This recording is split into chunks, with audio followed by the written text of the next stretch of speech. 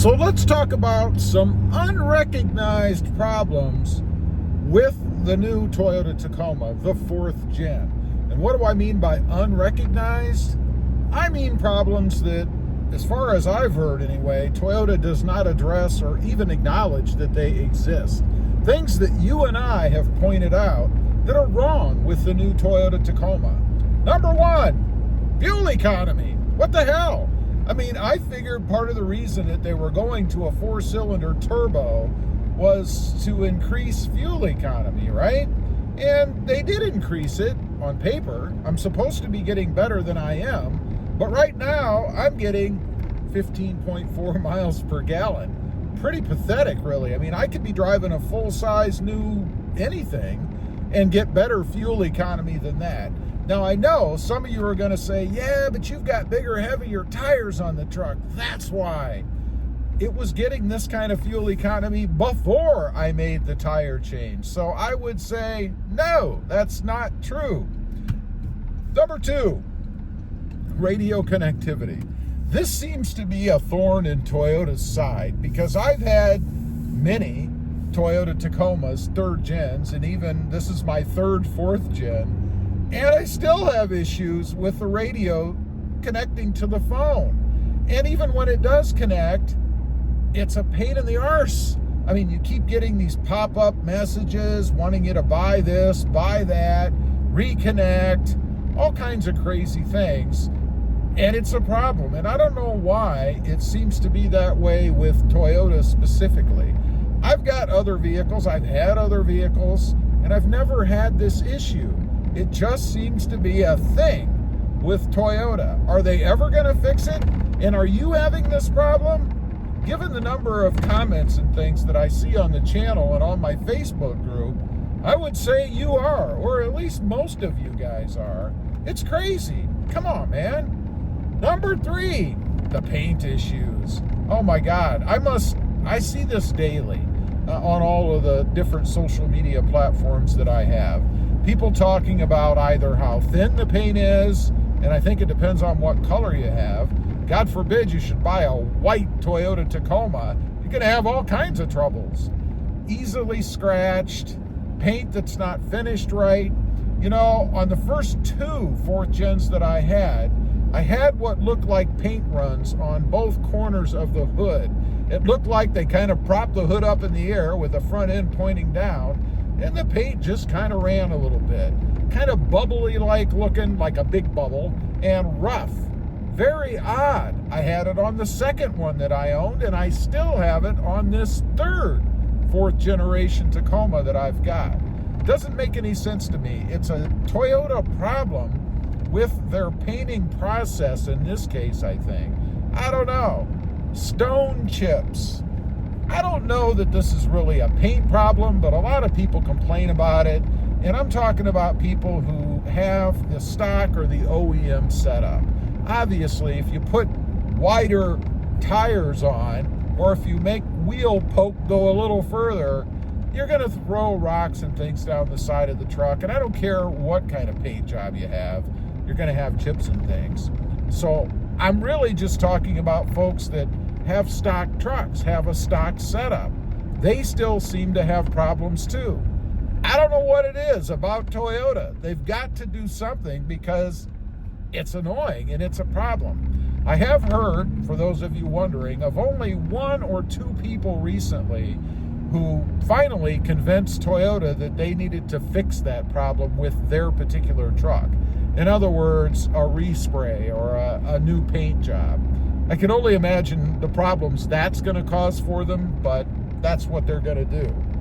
Number 4, and this applies to manual seat owners, I guess, like me. For some crazy reason, well, it's not a crazy reason, I know the reason, the seat, the driver's seat, if you have a manual, seems to lower by itself. I've had numerous reports when I first got this truck, and it was doing it for me as well. I could not figure out what it was. I thought maybe I needed to go on a diet. I'm getting so fat that I put too much weight on the mechanism and it lowers the seat. That wasn't the problem, and I'm not that fat. But anyway, what it is every time you slide in and out of the truck, your rear end slides across the lever that you use to raise and lower the seat, right? In this case, lower the seat. It's bad positioning of the lever, I think. It's something that Toyota needs to address. They need to move the damn lever. I mean, there's no way that you should have to adjust the seat in your truck every time you get back in, because you inevitably are going to slide across that lever. It's just the way it is. Yeah, maybe you should be more careful. Maybe you should lift your rear end up a little higher when you get in and out, but that's not reality. That's not what we do. We slide in and out of the seat, and that's just the way that it is.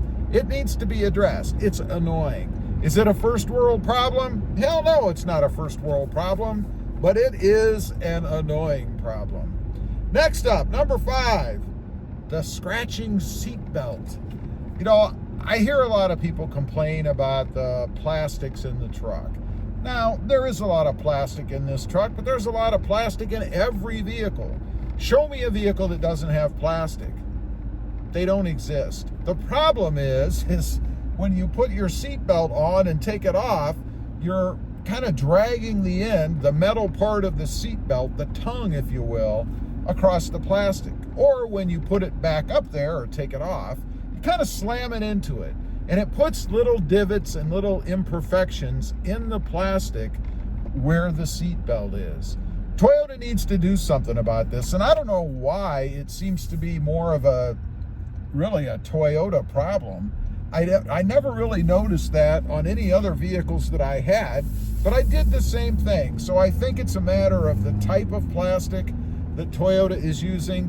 They need to use something maybe a little bit more robust, I guess, to try to avoid that problem. Lastly, number 6, clearance.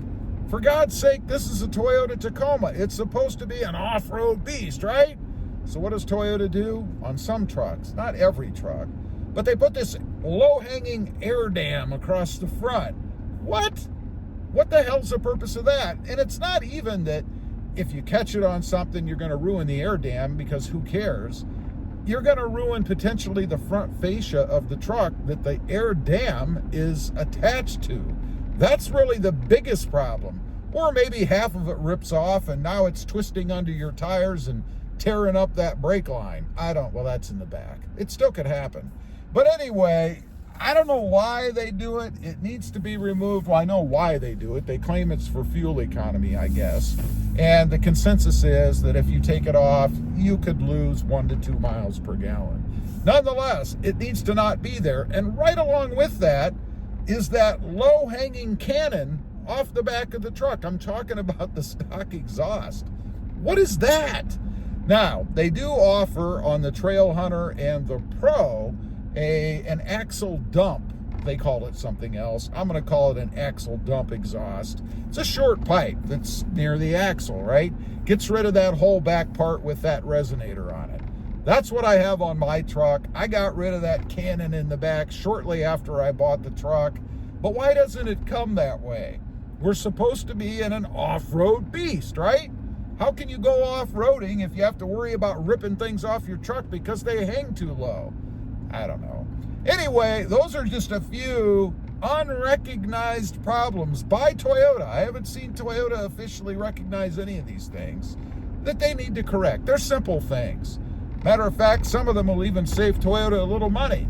They won't pass it on to us, but the cost of that resonator and exhaust pipe gotta cost them a few bucks. Fix it. I don't know. Leave a comment. Let me know if you agree, and what have I missed? I'd just be curious to know what you think. Thanks for watching. Stay safe out there. Bye.